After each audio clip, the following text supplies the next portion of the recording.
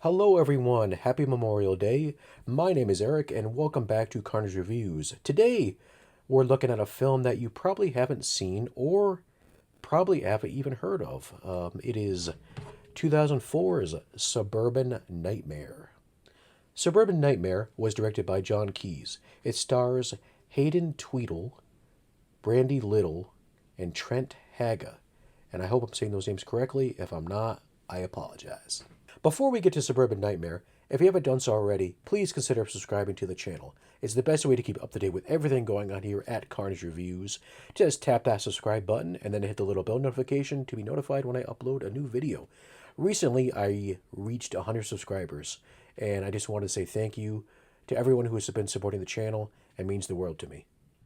Charles and Deborah Rosenblatt live in a very nice house and have a daughter named Becky.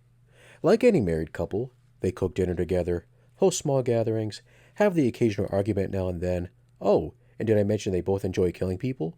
Hey, what couple doesn't? Not all is right, though, in their seemingly perfect marriage as things slowly begin to unravel.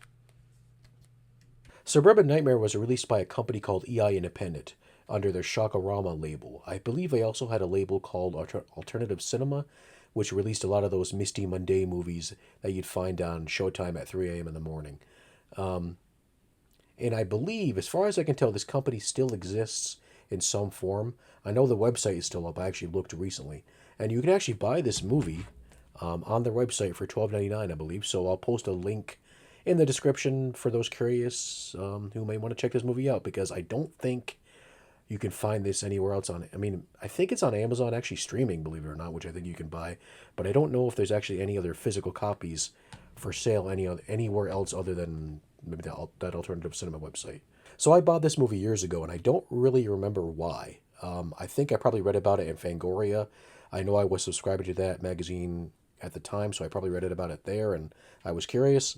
I will say that I probably have a better understanding of the movie now than I did then, because I'm older now, so I, understand things probably a little bit more. Well, anyways, I feel like I understand things a little bit more better than I used to. Maybe not so much, but, slightly better. The one thing I really don't like about this movie is I don't like the cover art. The cover art makes it look like it's going to be some kind of cheesy, goofy slasher movie, and it's not that at all. Now, people do die in this, of course, because it's about two serial killers, and it is a horror movie, but it's not like a bloody, gory, goofy 80s type slasher film. It's more serious than that, I would say. Suburban Nightmare is a relationship film masked as a horror film.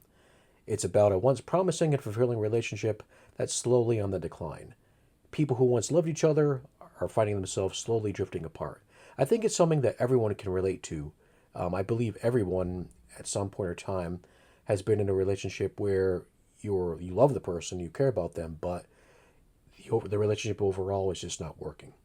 The film was shot on a very low budget, and well, you can definitely tell it's a low budget horror film. You're not going to see a lot of crazy effects or blood and gore.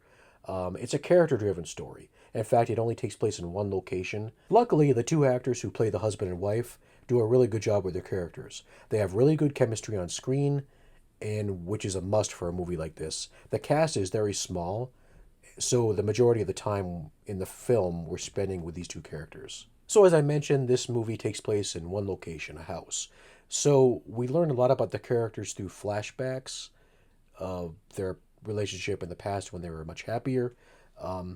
Which is cool and all. We do learn a lot about the characters, and it helps develop the story and whatnot. But with it being a film about serial killers that are married, it would have been nice to see them kill people on screen. We only see like one on-screen death, and it's super short and kind of meh. I'm guessing this had a lot to do with budget, and time. I'm sure they were limited, but it would have been nice to at least see maybe how they operate, maybe even see them hunt someone down. I just feel like that would have been kind of cool to see that. And with this movie, I believe they probably wanted to focus more on the relationship aspect of their characters, which is cool and all, but still, I just think it would have been nice to at least see maybe one on-screen kill of them killing someone together. I think it would have been kind of cool. Given the subject matter of the film, there is some black comedy here. In fact, one of my favorite scenes is when the wife is mad at the husband because she steps out of the room for a moment and the husband kills their dinner guests without her. which is funny. I thought you wouldn't mind. You thought I wouldn't mind? Hell yes, I mind. I was looking forward to bashing her fucking head in with a baseball bat. And then there's another scene where they have these women in their basement that they captured, and the wife discovers that one of them is missing, and she goes up to the husband and she's like, where is she? Where is she at? And she finds out that he put her in the spaghetti that they served to the dinner guests. What the fuck is she doing in the spaghetti? I think the opening credits of the film are probably the best part of the movie overall.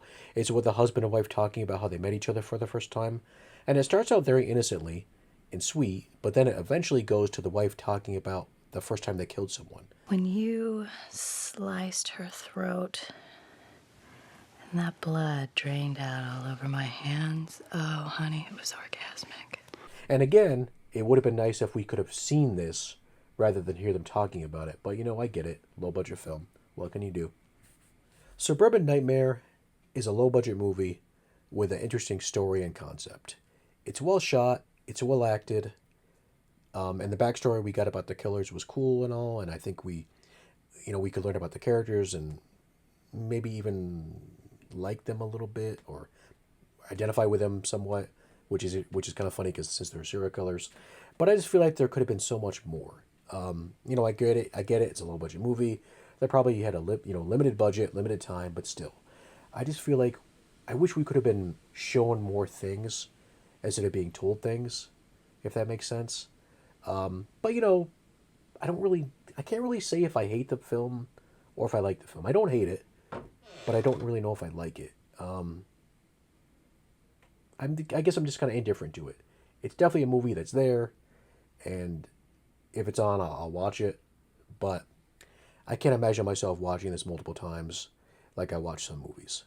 But with all that, with everything said and done, I give it 2.5 skulls. Oops. But yes, 2.5 skulls for Suburban Nightmare. Hey, thanks for checking out today's video, guys. Have you seen Suburban Nightmare? What did you think about it? Do you agree with my review? Let me know in the comments. If you enjoyed today's video, please consider tapping that like button. And if you haven't done so already, please also consider subscribing to the channel. I dropped my hand. Usually I would say, let me pick it up quick. I got the hand. Take care. Bye-bye. Good day. Happy Memorial Day. Be safe. All that good stuff. Bye-bye.